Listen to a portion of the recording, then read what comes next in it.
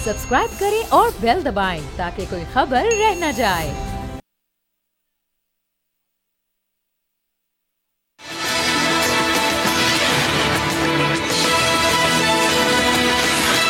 अस्सलामुअलैकुम। प्रोग्राम अब बात होगी में मैं हूं आपके साथ आमना खटाना। नाजरीन, आज जो हमने देखा सारी सूरत हाल वो ये रही कि आज आखिरी दिन था नॉमिनेशन पेपर्स अपने जमा करवाने का, और उसमें हमने देखा कि कई अहम रहनुमा भी अपने कागजात नामजदगी जमा कराने में कामयाब हो गए, क्योंकि कुछ दिनों से एक शोर व गौगा जो हमें सुनने को मिल रहा था वो ये था कि एक जमात की जानिब से ये एतराज़ात उठाए जा रहे थे कि कागजात नामजदगी जमा कराने में उन्हें कई रुकावटों का सामना है, कई मुश्किलात हैं जो कि दिखाई दे रही थी। और पाकिस्तान तहरीक इंसाफ, मैं नाम भी लूँगी कि पाकिस्तान तहरीक इंसाफ की जानिब से ये बार बार एतराज़ सामने आ रहा था। लेकिन आज मानिए PTI के भी कागजात नामजदगी, जिस तरह से मुस्लिम लीग नून के कायद हैं मियाँ नवाज शरीफ, शहबाज शरीफ, मरियम नवाज और जो दीगर कायदीन हैं बिलावल भुट्टो, आसिफ अली जरदारी, सबके कागजात नामजदगी आज जमा हो गए हैं।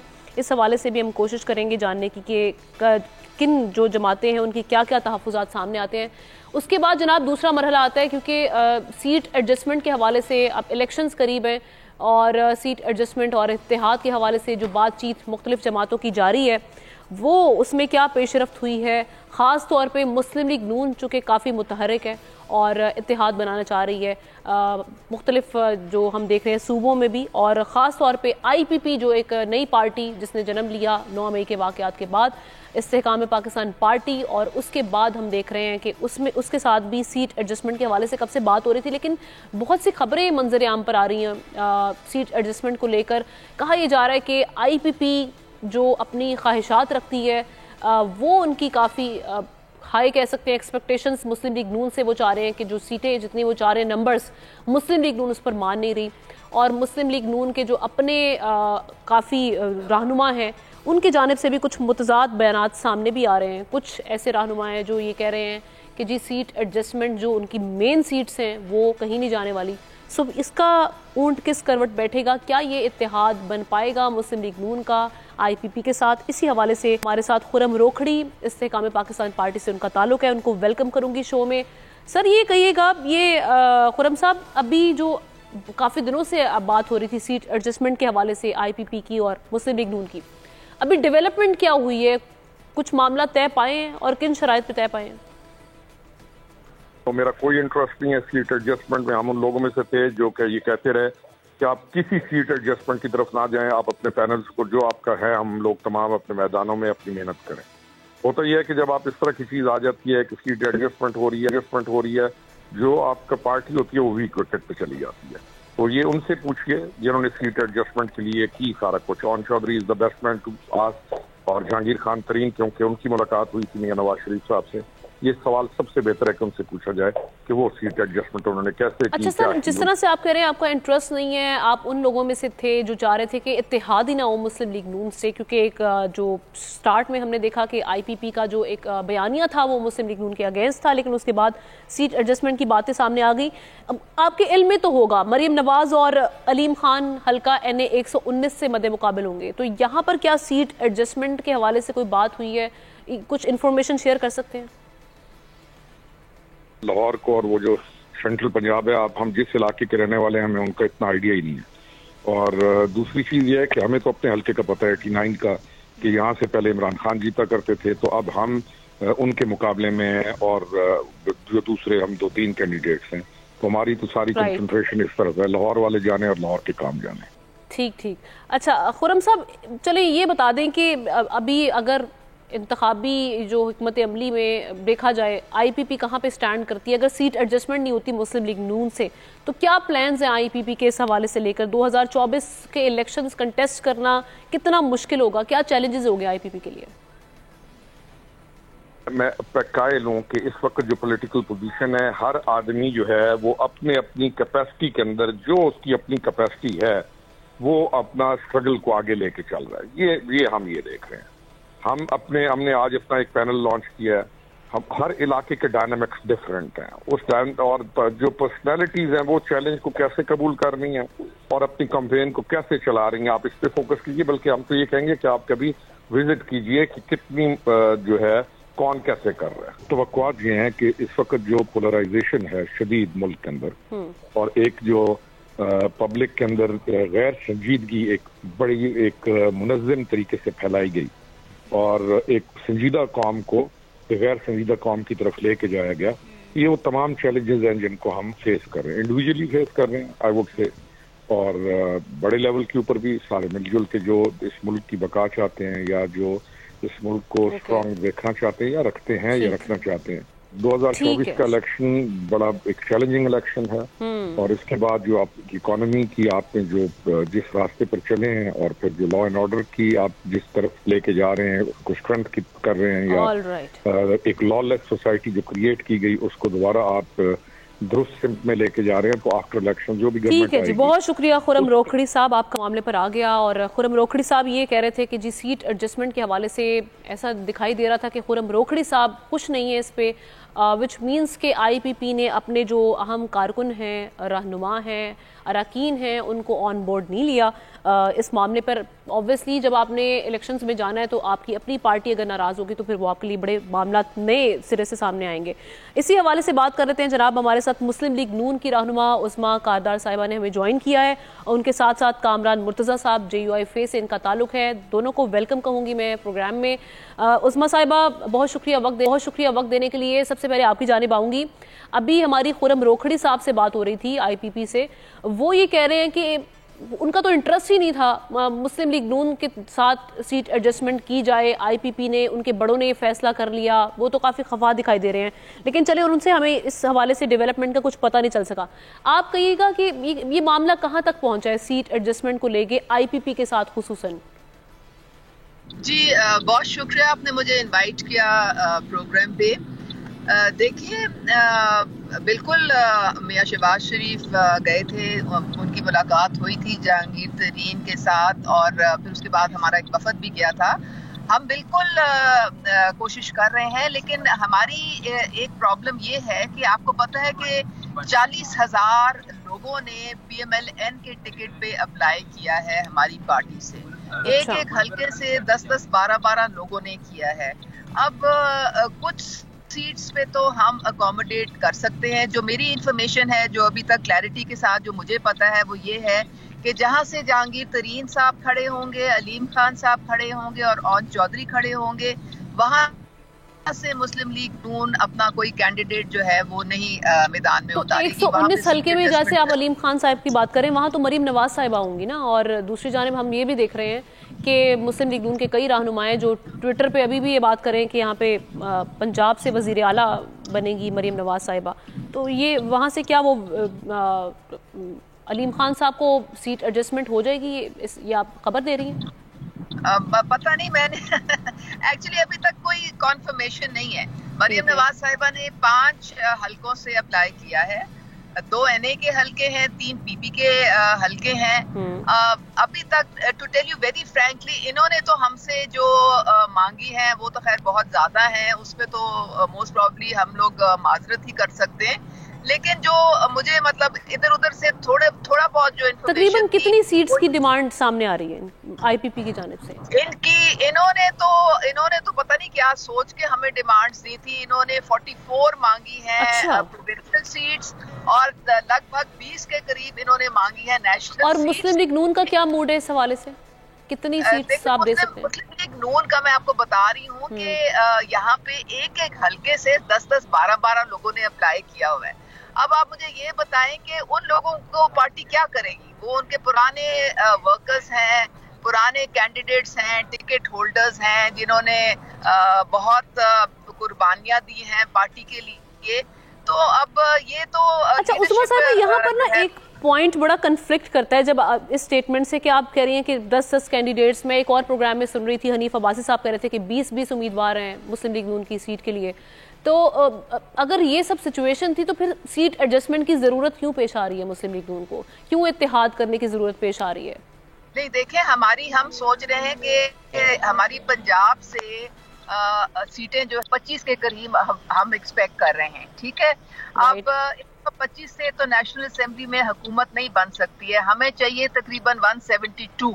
तो उसके लिए फिर हम बाकी छोटी पार्टीज हैं, बलूचिस्तान के हमारे कुछ इलेक्टेबल्स भी हैं, हमारे साउथ पंजाब के कुछ लोग हैं, पार्टीज हैं, तो उनके साथ मिल के इंशाल्लाह ताला फिर हम 172 का वो जो नंबर है वो पूरा फिर करेंगे। चले, मैं आप साथ ही रहिए, मैं कामरान मुर्तज़ा साहब को भी शामिल गुफ्तगू कर लूँ, उनको इंगेज करते हैं और फिर आपकी जानिब आती हूँ। कामरान साहब, बहुत शुक्रिया वक्त देने के लिए। ये मुस्लिम लीग नून के साथ जो इत्तेहाद के मामलात थे, एक तो वो बता दीजिएगा कहाँ तक पहुँचे हैं, ख़ास तौर पे वहाँ पर खैबर पख्तूनख्वा की अगर हम बात करें, क्योंकि अभी हालिया एक मीटिंग भी हुई है पीपल्स पार्टी और ANP के साथ, तो JUI का प्लान क्या है KP को लेकर ख़ास तौर पर?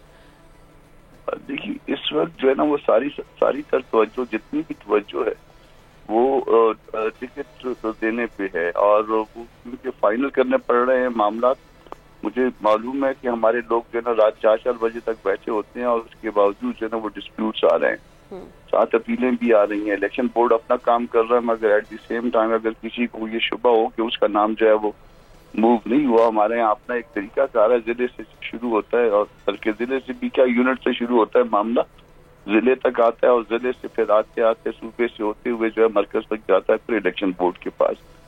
तो इतना पेचीदा निज़ाम है कि वो उसके अंदर से जो है ना वो गुजरते गुजरते जो है बड़ा टाइम लगता है। अब ये सारे मामला फाइनल तो हो रहे हैं, इस सारे मामला फाइनल होने में मजीद 1-2 दिन लगेंगे और उसके बाद जो है ना फिर सीट एडजस्टमेंट की तरफ जाएगी बात। ये आज एक मरहला खत्म हो गया, 1-2 दिन में ये टिकट वाला मरहला भी फाइनल हो जाएगा। 13 तक वो शायद उसकी फाइनल डेट है, मगर उसको 11-12 तक यकीनन फाइनल करना पड़ेगा कि किसको टिकट देना है। जरदारी साहब के साथ मीटिंग के हवाले से बता सकते हैं वो किस हवाले से थी? क्योंकि आज बिलावल जो बात कर रहे थे, लग रहा था कि उनका तो मूड ही नहीं है किसी से इत्तेहाद करने का। वो कह रहे थे कि सब मिलकर आएं और पीपल्स पार्टी का मुकाबला कर लें, आप सब एक जानिब और पीपल्स पार्टी एक जानिब, तब भी हम जीत कर दिखाएंगे। बिलावल बात नहीं है, बिलावल की बात उनको जो है ना वो मेरा ख्याल है उनके वालिद भी संजीदा नहीं लेते। अच्छा, हाँ, वो पीपल्स पार्टी के मौजूदा चेयरमैन है वालिद उनके, मगर इसके बावजूद जरदारी साहब उनके वालिद है ना, तो कहते हैं अभी अंडर ट्रेनिंग है, तो अगर संजीदा ले रहे होते तो अंडर ट्रेनिंग ना कहते। राइट, यानी आप कह रहे हैं कि पीपल्स पार्टी इत्तेहाद के मूड में है। आसिफ अली जरदारी की जो पीपल्स पार्टी, अगर उनकी पॉइंट ऑफ व्यू से देखी जाए, टिकट उन्होंने बांटने हैं, सब कुछ जरदारी साहब करते हैं, वो ठीक। ये मुमकिन हो सकता है कि कोई एक एंड पे हो, दूसरा दूसरे एंड पे हो, ये भी पॉलिटिक्स का हिस्सा है। मुख्तलिफ पार्टियों में इस तरह के एलिगेशन भी आते हैं कि एक लीडर एक साइड पे हो जाता है, दूसरा लीडर दूसरी बात करता है, मगर अल्टीमेटली वही होता है जो पार्टी चाहती है। ठीक ठीक, तो अब इंतजार करिए। चले, उस्मा साहिबा, अभी हम बिलावल भुट्टो साहब की बात कर रहे हैं। कामरान साहब तो उनकी बातों को संजीदा ही नहीं ले रहे, वो कह रहे हैं कि उनकी बातों को उनके वालिद साहब संजीदा नहीं लेते, लेकिन आज उन्होंने बड़ी बड़ी बातें की हैं। एक तो उन्होंने जो इत्तेहाद था PDM के साथ उसको गलती करार दे दी है। दूसरा उन्होंने ये कहा है कि मियाँ साहब अब इलेक्शन के बाद कहेंगे कि मुझे क्यों बुलाया, वो रिग्रेट करेंगे। और साथ ही साथ उन्होंने ये जो हम देख रहे थे कि खुर्शीद शाह साहब भी एक बड़े अहम रहनुमा, उनकी जानिब से भी कहा जा रहा है कि मुस्लिम लीग नून अपने स्लोगन की इज्जत करना जाने, पहले वो वोट को इज्जत दो जो उनका स्लोगन है, उसकी तकरीर को समझे। देखिए, मैं बिलावल साहब से सिर्फ हमदर्दी कर सकती हूँ, बल्कि अब तो वो काबिल रहम हो गए हैं। वो असल में अपने दिमाग में अपने आप को समझ रहे थे कि मैं PM की सीट पे बैठा हुआ हूँ। अब मियां मोहम्मद नवाज शरीफ के आने के बाद उनके सारे ख्वाब जो है वो चिकनाचूर हो गए हैं। तो वो कभी कुछ बोलते हैं, कभी कुछ बोलते हैं, कभी वो कहते हैं बुजुर्ग सारे घर चले जाएं। अब वो इस तरह से जो बातें करते हैं, वो फरतुल्लाह बाबर वो नाराज हो गए। वो सबसे पहले तो वो इस्तीफा दे दिया उन्होंने सेक्रेटरी जनरल की सीट से। तो फिर नहीं, उन्होंने तो कहा था, उन्होंने तो बल्कि मरियम नवाज साहिबा की भी बात की थी ना कि अब मुझे और मरियम को आने दें और जो पॉलिसीज आप अपना रहे हैं वो हमारे लिए मुश्किलात खड़ी कर सकती हैं इन द फ्यूचर। बाद में उनके वालिद साहब ने उनको फिर पब्लिकली आके समझाने की कोशिश की थी कि बेटा समझ जाओ, हमारे पास नंबर गेम नहीं है, हमारे पास इतनी सीटें नहीं है, हम कभी भी तुम्हें PM की सीट पे नहीं बिठा सकते, तुम्हें और तजर्बे की जरूरत है, तुम्हें और ट्रेनिंग की जरूरत है, थोड़ा एहतियात करो। अगर मतलब है कि घर में ही बैठ के अगर वो अब्बा जान की बात अगर समझ जाते तो इतनी पब्लिकली उनकी जगसाई फिर ना होती सारी दुनिया में। फिर ये लोगों ने कहा कि जी देखें, ये अपने वालिद साहब के साथ और का कि जी सारी जो सीटें हैं, टिकट्स हैं, वो मेरे हाथ में है, मैं डिसाइड करूंगा कि अगर बिलावल को भी टिकट देना है। तो फिर थोड़ा सा समझ जाना चाहिए कि पीपल्स पार्टी वो पार्टी है जो कि नेशनल पार्टी थी, अब सिंध में सिमट के आ गई है। उनकी अपनी कारकर्दगी जो है उस पे उनको गौर करना चाहिए। सिंध में उन्होंने क्या काम किया है, वहाँ पे तो हाल ये है कि वहाँ पे स्कूलों में छप्पड़ पे से गाय भैंसे पानी पी रहे होते हैं, वहाँ पे कराची के लोगों को पानी खरीद के लेना पड़ता है। वहाँ पे ग्रीन लाइन का एक मंसूबा है, वो भी मियां मोहम्मद नवाज शरीफ ने बना के दिया था। वहाँ पे जो मोटरवेज 18 है वो मियां मोहम्मद नवाज शरीफ के टाइम पे बनी, वो जो हैदराबाद तक छोड़, यानी आप भी कह रही हैं कि ये जो इत्तेहाद पीपल्स पार्टी के साथ हुआ था 16 माह का, वो गलती थी मुस्लिम लीग नून की भी, और वो सीखेगी वो भी सबक इससे। देखिए बात सारी ये है कि उस वक्त हालात मुख्तलिफ थे। उस वक्त हम जो थे वो एक प्लेटफॉर्म पे इसलिए थे क्योंकि समझ आ गई थी कि जो इमरान खान अगर मजीद पीटीआई की हुकूमत रहती तो रियासत जो थी उसने दिवालिया हो जाना था, डिफॉल्ट हो जाना था और पाकिस्तान तबाही के धाने पे खड़ा हुआ था। इसके लिए सारे लोगों ने फिर इत्तेहाद किया जो बाकी ऑपोजिशन पार्टीज थी, और उसके लिए जरदारी साहब जो थे वो सबसे ज्यादा सरगर्म थे, और आपने देखा कि वो मकसद पूरा हो गया। यही तो बात हुई ना बिलावल से, उन सहाफी ने सवाल ही ये किया था कि देखें आपने महंगाई मार्च आपने किया, फायदा कोई और ले गया, जिसपे उन्होंने कहा था कि गलती हुई हमसे और गलतियों से हम सबक सीखेंगे। बहरहाल चले देखिए गलतियों की तो कोई बात नहीं है, उन्होंने पूरी वहाँ पे हुकूमत एंजॉय की है। कैबिनेट में उनके कई मिनिस्टर बैठे हुए थे, पूरी दुनिया में वो उन्होंने चक्कर भी लगाए, फिरे भी हैं। तो इसलिए ये कहना जो है ना थोड़ा सा उनको सोच समझ के कहना चाहिए, क्योंकि बहुत उन्होंने फायदे उठाए हैं वहाँ पे हुकूमत में साथ रहने के। कामरान साहब मुझे ये कहिएगा, बताइएगा कि अभी जो एक बार बार हम देख रहे हैं एक सिचुएशन बनी हुई थी कागजात नामजदगी को लेकर, बहुत सी वीडियो सरफेस कर रही थी इंटरनेट पे, पाकिस्तान तहरीक इंसाफ की जानिब से एतराज़ात भी उठाए जा रहे थे, बल्कि हम देख भी रहे थे कि उनके उम्मीदवार जो थे उनको या तो गिरफ्तार कर लिया जाता था कागजात जमा करवाने से पहले, या फिर उनको अवाम इकट्ठी करके फिर कागजात जमा करवाने का चांस मिल रहा था। और फिर आपने वो भी देखा होगा परवेज इलाही साहब, उनकी अहलिया के साथ जो सलूक हुआ उसकी भी एक वीडियो सामने आ रही है। तो ये लेवल प्लेइंग फील्ड है अभी? ये पहले की बात जो है ना किसी प्रोग्राम में की थी, तो मैंने इनको पीटीआई वालों को ये ऑफर की थी कि अगर वो उनमें इतनी हिम्मत भी नहीं है कि अपने पेपर फाइल करवा सके, इतने मम्मी डैडी टाइप के लोग हैं ये, तो फिर बेहतर ये है कि ये काम उनके पेपर जमा कराने का काम जेयूआई को दे दे, हम उनके पेपर जमा करवा देते, और ताकि और सर लेकिन वो वीडियोस में तो वो नॉर्मल तरीके से जैसे जमा करवाए जाते हैं, किस तरीके से करवाने चाहिए थे वो आगे वीडियो? तो अब ये वीडियो इनके क्या आजकल फोटोशॉप नहीं होता, पता नहीं क्या क्या वीडियो, कितनी वीडियोस फोटोशॉप हो सकती हैं? मेरी बात सुनिए, आप पेपर फाइल करने में मुझे खुद 2 दिन लगे, मगर मैंने तो किसी से गिला नहीं किया। मैंने यहाँ वाइफ के पेपर फाइल करवाने थे, एक दिन गया हूँ उसमें से गलतियां निकली हैं, दूसरे दिन गया हूँ फिर गलतियां निकली हैं, फिर उसके बाद वो गलतियां दुरुस्त करवाई हैं, तो 2 दिन लगा के फिर फाइल किए। और जिस वक्त जो लास्ट टाइम पेपर फाइल हुए उस वक्त भी 3-4 घंटे जो है ना मुझे बैठना पड़ा है, यानी मुझे सारा शहर मेरा जानता है, इसके बावजूद जो है ना मुझे 2 दिन और फिर जिस वक्त फाइल हुए 4 घंटे मजीद लगे। तो दूसरों को भी इसी तरह से टाइम लगता है। वो अगर इतने नाजुक मिजाज के लोग हैं कि उनसे बैठा भी नहीं जाता, उनसे खड़ा हुआ भी नहीं लेकिन पेपर्स छीने जा रहे थे ना, उस पे क्या कहेंगे? हमने नहीं देखा, बलूचिस्तान में हमने नहीं देखा। और वैसे भी ये कैमरे का दौर है, इसमें तो हर आदमी के हाथ में टीवी स्टेशन है। यही तो बात है ना कि वही तो बता रही हूँ कि कैमरे का दौर है, इंटरनेट पे सब वीडियोस मौजूद है। उसके साथ ये भी दौर तो है ना कि जो मर्जी जिस तरह की उसको जितना मर्जी एडिट कर ली थी, जिस तरह से मर्जी फोटोशॉप कर ली थी, ये भी तो दौर है ना। हमने देखिए हम कोयटा में बैठे हुए हैं, एक ऐसा केस नहीं देखा कि जिसमें पीटीआई का कोई शख्स जो है वो आया हो और उसने जो है ना कोई इस तरह की उसके साथ हरकत हुई हो। सबने अपने पेपर फाइल किए। बलूचिस्तान सूबे के लिए मैं खुद जो है ना विटनेस हूँ कि किसी के साथ कोई ऐसा जो है ना सलूक नहीं हुआ। अपना इनके जो स्पीकर साहब थे वो हालांकि वो गायब हैं, बहुत अरसे से गायब हैं, उलियत बदली किया। चले लास्ट मिनट है कामरान साहब, कितने आप पूरे इत्तेमाद हैं कि मुस्लिम लीग नून के साथ इत्तेहाद हो जाएगा, जेयूआई का सीट एडजस्टमेंट का मामला हल हो जाएगा, और कितने दिनों में? ये बात बड़ी सादगी सी है। पहली बात जो है ना उसमें पहला ऑप्शन ये होता है कि कौन आपके नजरियात के करीब है, और दूसरा ऑप्शन ये होता है कि दोनों पार्टियों का मफाद क्या है। तो ये फैसला कर देगी। हमने मनमान चलना है उसके ऊपर, मगर लीडरशिप की जो है ना वो अदालों के फैसलों के ताबे होती है। तो उस वक्त का इंतजार कीजिए जब पार्टियों के अदारे और लीडरशिप इस फैसले कोई फैसला कर दे दोनों तरफ से, उसको हमने लेके आगे चलना। ठीक है उस्मा साहिबा, बहुत क्विकली क्योंकि हमें ब्रेक पर जाना है, तो मुझे बस ये बता दीजिए कि अभी लेवल प्लेइंग फील्ड इस वक्त है या नहीं है अवेलेबल हर पार्टी के लिए? देखिए बिल्कुल हमें पूरा इत्मीनान है अपने इदारों पे। इलेक्शन कमीशन जो है वो बहुत मेहनत से और बड़ी लगन और सच्चाई के साथ वो लोग काम कर रहे हैं, और हमें बिल्कुल किसी पार्टी को कोई प्रॉब्लम नहीं है। ये पीटीआई जो है ना, इन लोगों ने एक झूठ की फैक्ट्री शुरू की हुई है सोशल मीडिया पे। बिल्कुल ठीक है, आपका टेक आ गया। इस ब्रेक की जाने जाना है। बहुत शुक्रिया उस्मा कारदार साहिबा, कामरान मुर्तज़ा साहब हमारे साथ मौजूद थे। नाज़रीन एक ब्रेक लेते हैं और ब्रेक के बाद वापस आते हैं तो मजीद जो हमारे पास मौज़ूआत उन पर बात होगी। स्टे विद अस।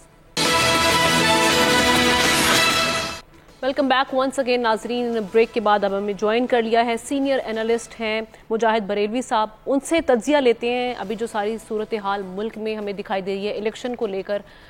मुजाहिद साहब बहुत शुक्रिया वक्त देने के लिए। मुजाहिद साहब अभी 2-3 मामलात, एक तो हमने देखा हालिया जो फैसला आया इलेक्शन कमीशन का बल्ले का निशान, उससे पीटीआई का वोट बैंक में चूँकि डेफिनेटली अगर नहीं होता और आज़ाद उम्मीदवार होते तो डिस्पर्स होंगे वोट, एक तो उस पर कितना इम्पैक्ट पड़ेगा। दूसरी चीज़ ये कि अभी जो हम देख रहे हैं लेवल प्लेइंग फील्ड की चूँकि बार बार बात हो रही है, सियासी रहनुमा भी इस पर बात कर रहे हैं, एक पार्टी के तहफ़्फ़ुज़ात भी हैं, और उस हवाले से हम ये देख रहे हैं कि कागजात नामजदगी वाला जो एक प्रोसेस था उसमें बहुत सारी पेचीदगियों का सामना रहा, उससे रिलेटेड कई वीडियोस भी इंटरनेट पे सरफेस करती रहीं।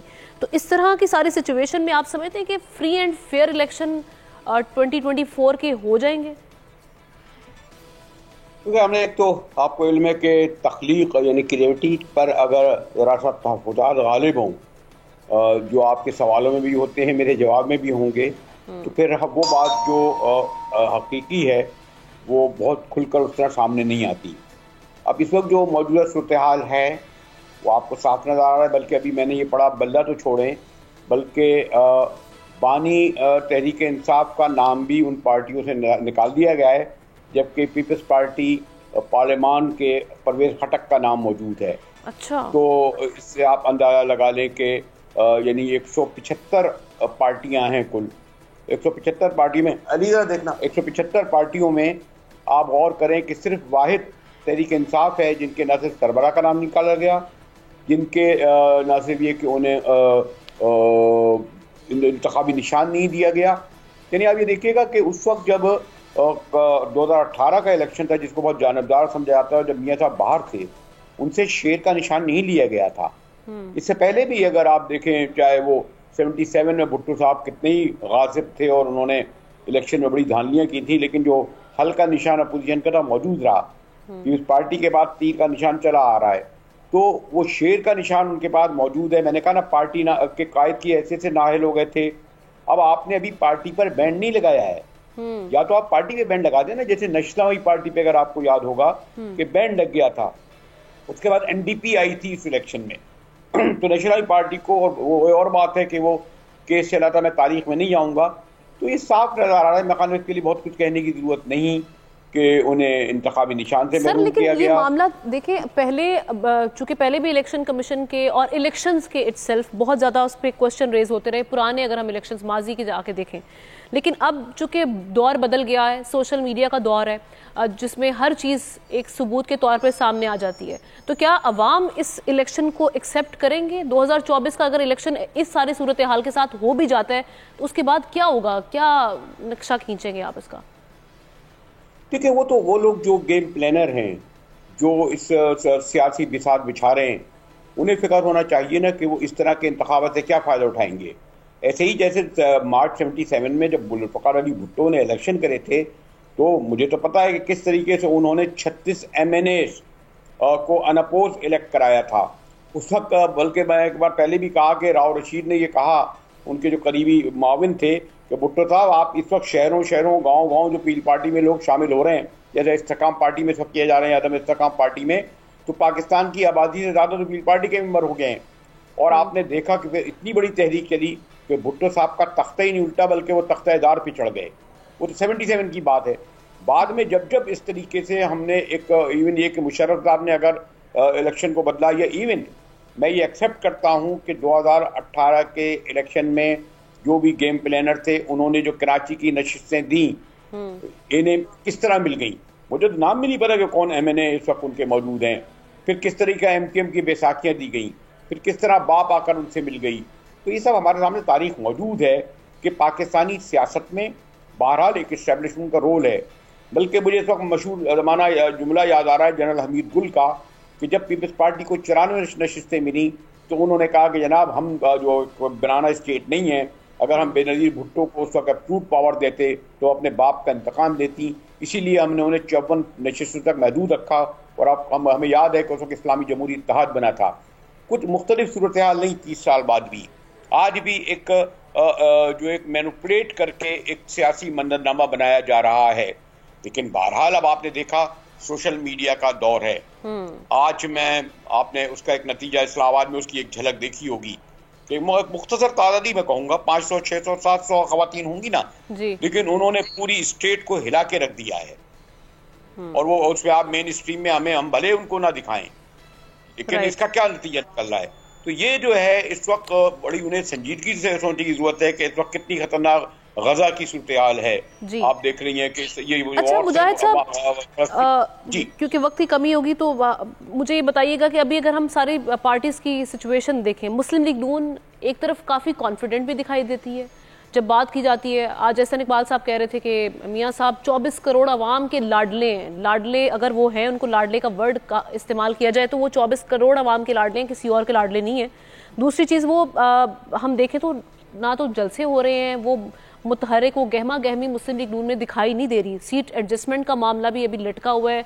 एक तरफ कहते हैं कि 20-20 उम्मीदवार है हमारी सीट के लिए, दूसरी जानब सीट एडजस्टमेंट के लिए राब्ते भी हो रहे हैं। ये चल क्या रहा है, मुस्लिम लीग नून की क्या पोजीशन देख रहे हैं अभी आप? एक जवाब तो आपने अपने सवाली में दे दिए। ये दुरुस्त है कि 21 अक्टूबर को मियाँ साहब गालिबन एक कोयटा गए थे या कुछ देर के लिए ज़्यादा मरी गए, यानी उन्होंने सारे मुल्क से, बल्कि किसी ने लिखा कि बादशाहों की तरह पूरे जो 266 नशिस्तों और 593 सूबाई असम्बलियों के नशिस्तों के उम्मीदवारों को तलब किया गया लाहौर में, बाकायदा उसके इंटरव्यू लिए गए। ये तक भी कोशिश की गई कि सिंध में सीटें दी जा रही थी, कम से कम कराची में तो बैठकर यहाँ पार्टी फैसला करती, पेशावर में तो बैठ के करती, कोयटा में तो करती, कम से कम सिर्फ लाहौर में बैठकर इन्होंने बांटे हैं। और उसका सबब यह है कि माजी की तरह कभी भी नून लीग संजीदा नहीं होती कि वो सिंध में कोई दिलचस्पी ले, उन्हें बलूचिस्तान का पता ही है, या इवन केपी में ले, क्योंकि बदकिस्मती से जो हमारा 266 नशिस्तें हैं उसमें 141 नशिस्तें कौमी असम्बली की पंजाब से हैं, बकिया 35 जो बची 135 उन ताल्लुक चारों सूबों से है, 60 से कौमी असम्बली में उनका एक भी नशिस्त नहीं थी, तो क्या फर्क पड़ता है, फिर भी पावर में आ गए। बलूचिस्तान में उन्हें पता है कि बापों के बाप मिल जाएंगे, एक आध केपी से ले लेंगे या फिर मौलाना फजल रहमान आ जाएंगे। तो नून लीग की सियासत हमेशा, और एक बात इसमें उन्होंने कभी छुपाया भी नहीं, यानी वो जो नारा लगा था जाग पंजाबी जाग का तैनू पक गया लाग, अभी भी वो समझते हैं कि जनाब निकाला गया जाती उम्र के वज़ीर आज़म को, ये नहीं कहते कि इलेक्टेड प्राइम मिनिस्टर को निकाला था, वो जो गलत निकाला था। मैं अभी भी ये कहता हूं कि सुप्रीम कोर्ट को हक नहीं कि किसी पार्टी के सरबराह को न सिर्फ हटाए बल्कि पार्टी की सरबराही से भी हटा दे, जैसे कि इस वक्त हो रहा है। लेकिन इस वक्त ये चाहिए कि नून लीग और पार्टी को कि अगर ज्यादती हो रही है तो इस पर आवाजें उन्हें उठानी चाहिए, क्योंकि उनसे उसकी क्रेडिबिलिटी खराब हो रही है। इस हालत में अगर पार्टी और कौमी नून लीग इलेक्शन लड़ रही है और अगर ये फाते भी हो जाते हैं तो खुद उनको अंदाजा हो जाना चाहिए कि इस तरह के फतेह का और फातिहाना अंदाज में जो फूलों के हार पहनेंगे। अच्छा, ये जो इनका सीट एडजस्टमेंट का मामला, ये जी सीट एडजस्टमेंट का जो मामला है आईपीपी के साथ, ये बन नहीं पा रहा। अभी मेरी बात भी हो रही थी उस्मा कारदार साहिबा से, वो बोल रही थी कि इनकी जो एक्सपेक्टेशंस हैं मुस्लिम लीग नून से वो काफ़ी हाई हैं। आईपीपी की 44 सीट कह रही थी गालिबन वो मांग रहे हैं, लेकिन वो कह रही थी कि हम नहीं कर सकते, अपनी पार्टी के रहनुमा को नाराज नहीं कर सकते। तो आपको लगता है ये मामला कुछ बन पाएगा? आप दुरुस्त कह रही हैं, क्योंकि इस वक्त बहरहाल पंजाब में हॉट सीट तो है, लोग पिछले 5 साल से बल्कि उससे ज़्यादा से इंतजार कर रहे हैं, उन्होंने बड़ा इन्वेस्ट भी किया है, लंदन के इतने फेरे लगाए कि करोड़ों में जाएंगे, तो अब उसका मुआवजा भी चाहते हैं। ये जरूर से मैंने कहा ना कि हॉट सीट समझी जा रही है। ये और बात है कि उन्हें खुद अंदाजा हो जाएगा कि जो हॉट सीट है वो कितनी उनके लिए कोल्ड और कूल साबित होगी। अभी जो मेरा ख्याल में इस्तेकाम या अदम इस्तेकाम पार्टी जो तवक्को कर रही है, किस तरह मुमकिन है, इवन ये कि MKM तक ने जो 3 नशिस्तों को कहा था कि नून लीग को देगी, आज बड़ी मुश्किल से वो राजी हुई है, जबकि MKM की अभी कोई सॉरी टू से मुझे तो कोई उनका बहुत ही कोई मुस्तकबिल शानदार नजर नहीं आ रहा। लेकिन उन्होंने कहा हम सिर्फ शहबाज शरीफ की नशिस्त पे कंप्रोमाइज कर रहे हैं एक सीट पर, और इस पर वो पहले भी लड़ चुके हैं शहबाज शरीफ साहब, और नंबर 2 रहे, बल्कि कहते हैं कुछ लोग जीत भी गए थे। तो ये अभी बहुत बड़ा ऐलान है। लेकिन जो इस वक्त आपने जो पहले इब्तिदा में जहां बात की थी कि एक पार्टी को जिस रुटलेस तरीके से आप बाहर करने की कोशिश कर रहे हैं, जो भी मुल्क के अनाने इख्तिदार इस वक्त संभाले हुए हैं, उन्हें ये पेश नजर रखना चाहिए कि ना लोग अहम हकूक की जन्नत में रहते हैं, और अगर आप कोई फूल पैराडाइज में रखने की कोशिश कर रहा है तो इसके नुकसानात कौम तो भुगते ही, सबसे ज्यादा इन इदारों को होगा जिसके लिए हमें अभी बड़ा एहतराम और इज्जत है। बिल्कुल, हालात की संगीनी को समझना होगा तमाम स्टेक होल्डर्स को। बहुत शुक्रिया मुजाहिद बरेलवी के लिए, एक उनका प्रिसाइज और जिस तरह से हमने देखा जामे तज्जिया उन्होंने अपना पेश किया। नाज़रीन, अभी जो हम मुल्क में हालात देख रहे हैं, जैसे हम बात कर रहे हैं कि जब सियासतदानों के हक में, किसी भी पार्टी के हक में कोई फैसला आ जाए तो उस पर हम देखते हैं कि वो तारीफ़ों के पुल बांध दिए जाते हैं, जजेस की, अदलिया की, इदारों की बात शुरू हो जाती है। लेकिन जैसे ही कोई खिलाफ फैसला आता है उसके बाद हम देखते हैं कि ना सिर्फ इलेक्ट्रॉनिक मीडिया बल्कि सोशल मीडिया पर एक कैंपेन शुरू कर दी जाती है, प्रोपेगेंडा कैंपेन। इसकी हमने अभी मिसाल देखी जब अब जो इस वक्त हालिया चीफ जस्टिस हैं काजी फाइज ईसा साहब, उनको और उनकी बीवी को, उनकी अहलिया को निशाना बनाया गया कि एयरपोर्ट्स पर चेकिंग के हवाले से उनको इस्तिस्ना हासिल है। कुछ हमने देखा ऐसे अकाउंट्स जो कि एक पार्टी से मुंसलिक हैं, जिनसे उनका ताल्लुक है, उन्होंने ये प्रोपेगेंडा शुरू किया और उसके बाद जो सारी सिचुएशन हमारे सामने आई। अब ये इस तरह की जो कैंपेन्स की जाती हैं, उनका मकसद क्या है, इसके पीछे मुहर्रिकात क्या होते हैं और इससे अचीव क्या किया जा सकता है, इस पर बात करते हैं। राजा खालिद महमूद साहब, फॉर्मर डिप्टी अटॉर्नी साथ मौजूद हैं। बहुत शुक्रिया सर वक्त देने के लिए। ये तो बताइएगा कि पहले भी हमने देखा, जब पिछले टाइम की अगर हम बात करें, PDM की गवर्नमेंट थी, मुस्लिम लीग नून, JUIFA सुप्रीम कोर्ट के बाहर खड़े होकर उन्होंने एक प्रोपेगेंडा किया। फिर उसके बाद हमने देखा कि वही प्रोपेगेंडा सोशल मीडिया पर उमर अता बंदयाल साहब उस वक्त चीफ जस्टिस थे, उनके खिलाफ किया गया। अब PTI से मुंसलिक अकाउंट्स हैं जो कि हालिया जो चीफ जस्टिस हैं उनसे मुतालिक इस वक्त हम देख रहे हैं कि प्रोपेगेंडा किया जा रहा है। ये इसके मुहर्रिकात क्या होते हैं, इससे अचीव क्या होते हैं?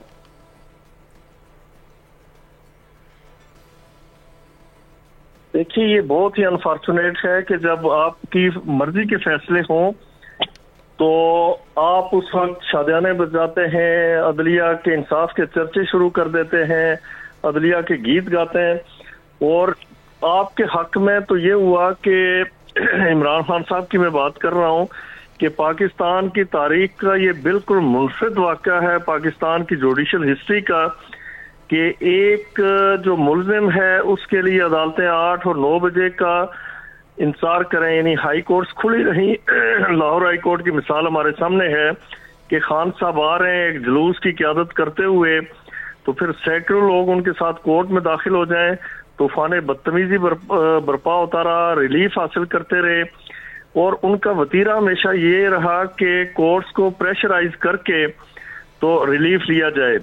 उसमें चाहे जेबा चौधरी हो, खातून जज को जिस तरह से इमरान खान साहब ने एक पब्लिक मीटिंग में ललकारा और उन्हें धमकियां दी, उन्हें थ्रेट दी, और उसके साथ साथ ये जो जज दिलावर साहब हैं, इनके साथ जो इनकी तस्लील की गई, कोर्ट में इन्हें गालियां निकाली गई, लिटरली इन्हें अब्यूज किया गया। और फिर जो chief justice Islamabad high court हैं आमिर फारूक साहब, उनके ऑफिशियल पेज से जो गालम गलोच उनके लिए की गई और जिस तरह से उन्हें रेडिक्यूल किया गया, जिस तरह से उनकी इंसल्ट की गई, तो ये सारे जो एक्शन हैं ये काबिल मजम्मत भी हैं। इससे इंडिया यही मिलता है कि आप अदालतों को, आप अदारों को अंडर प्रेशर करके तो फैसले करवाएं। जिस तरह आपने आर्मी चीफ की तकर्री के लिए लॉन्ग मार्च शुरू कर दिया कि हम शायद आर्मी को भी प्रेशराइज करके तो आसिम मुनीर साहब को chief of the army staff बनने से रोक सकें, लेकिन ऐसा नहीं होता। यानी आप ये कह रहे हैं कि ये बेसिकली इदारों को उनका हौसला जो है वो उसको पसपा करने की कोशिशें की जाती हैं, लेकिन इससे हासिल लेने कुछ नहीं होता। बहुत शुक्रिया आपका। ये जमील अहमद खान, राजा खालिद महमूद साहब हमारे साथ मौजूद थे। नाजरीन, अभी चूंकि हम जो सारी सूरत हाल देख रहे हैं, इसमें अगर हम फ़लस्तीन की बात ना करें तो ये हमारे लिए बाइस शर्मिंदगी होगा बीइंग अ मुस्लिम, जहां इजराइल ने फ़लस्तीनियों पर जुल्म सितम की हर हद पार की हुई है। और सबसे पहले हम मुस्लिम की क्या बात करें, सबसे पहले हमारा इंसान होना वो देखा जाता है। और अगर इंसानियत के नाते भी हम ये सब जो वहाँ पर खून की नदियाँ बहती हुई देख रहे हैं इस पर बात ना करें तो ये बड़ी बाइस हैरानगी भी होगी। जहाँ बच्चों को बख्शा नहीं जा रहा, लेकिन मजलूमों के खून के प्यासे से होनी भेड़ियों की हवस पूरी ही नहीं हो रही। वहशी इजराइलियों की सफाकियत की बदौलत गजा इस वक्त शहर एक खंडर का मनाजिर पे पेश कर रहा है। गजा में इंसानियत की तज़लील और बेतौकीरी की जा रही है। हज़ारों माओं की गोदें उजड़ चुकी हैं, लातादाद जवान वहाँ पर शहीद हो चुके हैं और कई बच्चे बेयारो मददगार हैं। भूख और अफलास के वहाँ पर डेरे हैं। कब जाके ये सिलसिला थमेगा, कब जाके ये सिलसिला रुकेगा, इसी बारे में हम बात करेंगे। जमील अहमद खान एम्बेसडर हैं, उनसे बात करते हैं। जमील साहब, बहुत शुक्रिया वक्त देने के लिए। ये सिचुएशन का कोई हल होता हुआ आपको दिखाई दे रहा है? क्योंकि सलामती काउंसिल से जो करारदाद पास करवाने की कोशिश की गई उस पर भी हमें कोई इतनी ख़ास पेशरफ्त दिखाई नहीं दी। तो अभी क्या बनेगा, कहाँ जाके ये मामला स्टॉप होगा? जाके स्टॉप होगा जो अहदाफ रखे हुए हैं इजराइल ने कि फ़लस्तीन को नीस्तो नाबूद करना है, हमास के हवाले से उन्होंने ये कहा है। लेकिन अगर असल में देखा जाए तो पूरे गाज़ा को नीस्तो नाबूद तकरीबन कर ही दिया है। 85% मकानात जो है वो मलबे का ढेर बन चुके हैं। 15% जो बचे हैं उसमें इतने क्रैक्स आ गए हैं और इतनी डैमेज हो गया है कि वो भी इस्तेमाल के काबिल नहीं है। हर तरफ मुस्लिम दुनिया में या OIC के मेंबर्स में और बाकी दुनिया के इलाकों में सिर्फ मजम्मत है और मुस्लिम ममालिक या OIC के मेंबर्स मजम्मत के साथ मातम कर रहे हैं, अफसोस कर रहे हैं। उसके अलावा वो बेचारगी की एक तस्वीर बनी हुई है पूरी OIC के मेंबरान भी। तो उससे तो महसूस होता है कि ये मामला थमता नज़र नहीं आ रहा, क्योंकि अमेरिका जब भी कोई किसी किस्म की रेजोल्यूशन लेके आई जाए कि कुछ थोड़ा वक्फा ही दे दो, अब तो आप भूख और प्यास से भी लोगों को मार रहे हो, लेकिन ऊपर से बम्बार्डमेंट भी कर रहे हो और ग्राउंड्स पे रेड भी कर रहे हो। पूरे गाज़ा का कंट्रोल तो उन्होंने सिक्योरिटी का संभाल ही लिया, अब बाकी इलाका थोड़ा सा बच गया, उसको भी संभालना चाहते हैं। उन्होंने कोशिश की कि किस तरह धकेल के सिनाई में इनको धकेल दिया जाए और वहाँ एक शहर बना दिया जाए। सिक्योरिटी काउंसिल ने एक छोटी सी कोशिश की थी। इनफैक्ट सेक्रेटरी जनरल ने बहुत बड़ी कोशिश की थी कि पहली दफ़ा तारीख में तीसरी मरतबा उन्होंने आर्टिकल 99 चार्टर जो है अक़वाम मुत्तहिदा का, उसके तहत सिक्योरिटी काउंसिल से इल्तिजा की थी कि खुदा के बंदो 136 लोग जो हैं स्टाफ यूनाइटेड नेशंस का, उनको मार दिया गया है और 101 सहाफ़ी अब तक जो है जहाँ बहक हो चुके हैं, शहीद हो चुके हैं। 75वां दिन है लेकिन कोई किसी जूं पर कान पर जूं भी नहीं रेंग रही। और उसके अलावा जो सिक्योरिटी काउंसिल का रेजोल्यूशन पास हुआ है 27/12 कि इनको थोड़ी सी एड पहुंच जाए, उस पर भी अमलदारी नहीं है। और जो कल जो पास हुआ है परसों, उसमें भी उन्होंने कहा कि चलो एड हम भेजना शुरू करते हैं लेकिन पास नहीं देंगे। ये कहाँ की मंतक है? पूरी दुनिया देख रही है कि एक तरफ तो बम्बार्डमेंट हो रही है, गोलियों की बौछार हो रही है, तो वहां से ट्रक किस तरह जाएगा एड का? तो एड वही सेक्रेटरी जनरल कह रहे हैं, वही वर्ल्ड फूड प्रोग्राम के हेड कह रहे हैं, वही बात अक़वाम मुत्तहिदा के जो रेफ्यूजीज के इंचार्ज हैं UNHCR के, वही यही बात कर रहे हैं कि हम काम करें तो क्या करें, क्योंकि ये थम ही नहीं रही है गोलियां और बम्बार्डमेंट। तो उसके साथ साथ जिस लिहाज से अमेरिका एड दे रहा है, बंकर बस्टर दे रहा है, मिसाइल्स दे रहा है, और ये हमारे अपने OIC के मेंबर के ममालिक की फ़िज़ाओं से गुजरते हुए इजराइल में जा रहे हैं, और इजराइल एक छोटे से ग्रोह के ख़िलाफ़ पूरी अपनी फ़ौज उसने वो इस्तेमाल कर ली है। तो इसमें आपके सवाल का मुख्तसर जवाब तो यही है कि अभी वो थमता नज़र नहीं आ रहा। 1948 में भी 15,000 लोगों को शहीद किया था जब फ़लस्तीन जब इजराइल बना था। तो धकेल पाकिस्तान अपने तौर पे इस सारे सिचुएशन में कहाँ खड़ा है? क्या हमारी तरफ से जो काविशें हैं इसको कंडेम करने की एटलीस्ट, वो आप समझते हैं कि तसल्ली बख्श है? देखिए, हमारे बस की जो बात है, हमारी जो मखदूश मईशत है और जो हमारे हालात हैं, उसमें तो पाकिस्तान ने तमाम जितने भी OIC के मेंबर हैं उनमें बड़े ही ज़ोरदार तरीके से और बहुत ही मरबूत और मजबूत तरीके से अक़वाम मुत्तहिदा में जब तकरीर की हमारे मंदूब ने, यानी कि जो हमारे वहाँ एम्बेसडर हैं मुनीर अकरम, उन्होंने बड़ी ज़ोरदार तरीके से अल्फाज में मज़म्मत की कि किस तरह ये नीस्त व नाबूद करने की कोशिश कर रही हैं पूरे के पूरे गाज़ा को। और उसी तरीके से न सिर्फ मज़म्मत की बल्कि इज़राइल को हर लिहाज से लताड़ा। और इसी तरीके से हमारे प्राइम मिनिस्टर जब गए OIC की मीटिंग में तो उन्होंने बड़े ही स्ट्रॉन्ग अल्फाज में उसको मज़म्मत की। लेकिन सवाल तो ये पैदा होता है कि जिन ताने बाने के तहत, जिन ताने बानों के तहत हमारे OIC के ममालिक जकड़े गए हैं, ये ज़ायोनिज़्म के उस तहरीक के हवाले से अमेरिका के थ्रू, वो उन ताने बाने से निकल नहीं सकते। हमारे सरबराहों के इंटरेस्ट जो हैं, जो ख़ास तौर पे अथॉरिटेरियन ममालिक के सरबराहान हैं, उनके अपने इंटरेस्ट वो इतने ज़्यादा हो गए हैं वेस्टर्न कंट्री में, और उनको इस तरीके से जकड़ लिया गया है कि वो फैसला नहीं कर सकते कि जो इंटरनेशनल क़वानीन के मुताबिक है वही फैसले कर लें। मिसाल के तौर पर आर्टिकल 9 को इन्वोक कर देते OIC के, जिसके तहत OIC के सरबराहान की मीटिंग को बुला के कोई सरबराहान की मीटिंग OIC की हो जाती तो शायद उससे ही कोई नतीजा निकल आता। बहुत शुक्रिया। साथ मौजूद थे जमील अहमद खान साहब। नाज़रीन, जो अभी हम सारी सिचुएशन देख रहे हैं उसमें सब अपने अपने इंटरेस्ट, अपने अपने मफादात लेकर बैठे हैं। दुनिया खामोश बैठी है, लेकिन फ़लस्तीनी इस वक्त अपना, उनके अगर वहाँ के हालात देखे जाएं, अगर कोई गुजर है मुश्किलात से तो वो फ़लस्तीनी है, और अगर किसी का खून बह रहा है तो वो फ़लस्तीनी है। गज़ा के लोग हैं जिनका खून हम देख रहे हैं, नाहक खून बहाया जा रहा है। इसके साथ ही आज के प्रोग्राम का वक्त ख़त्म हुआ चाहता है। इंशाल्लाह अगले हफ्ते आपकी खिदमत में हाजिर होंगे। तब तक के लिए अल्लाह हाफ़िज़।